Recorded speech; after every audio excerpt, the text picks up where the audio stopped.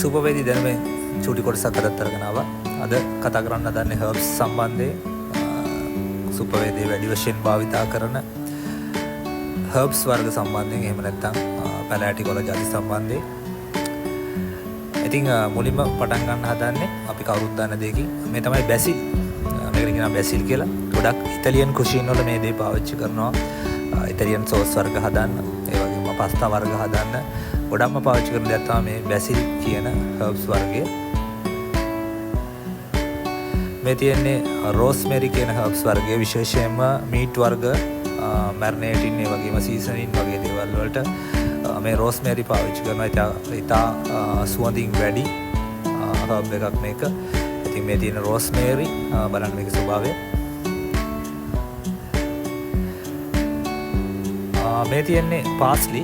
ඉතින් මේ ගොඩාක් යූස් කරනවා ගානිෂින් වර්ග වලට සහ සුප් වර්ග සකස් කරද්දී පාස්ලි. ඉතින් මේ තියෙන පාස්ලි.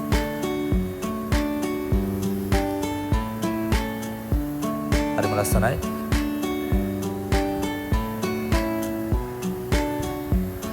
මේ තියෙන්නේ ඔරිගානෝ කියන හර්බ්ස් වර්ගය. ඉතින් ගොඩක්ම මේක යූස් කරනවා ඉතාලියන් කුෂින් වල, ඒත් විශේෂයෙන්ම පීසා වර්ග සකස් කරද්දී, ඒ වගේම අනිකුත් ඉතාලියන් ඩිෂ් වර්ග, සෝස් වර්ග සකස් කරද්දී මේ ඔරිගානෝ කියන හර්බ්ස් එක යොදා ගන්නවා.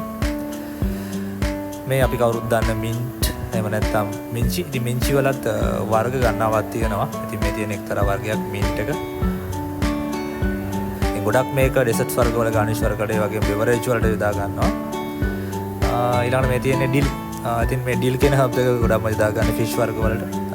ෆිෂ් වර්ග ග්‍රිල් කිරීමේදී වගේ වැඩි වශයෙන් යොදා ගන්නවා. ඉතින් මේ තියෙන්නේ අපි කතා කරපු හර්බ්ස් වර්ග ටික. Thank you.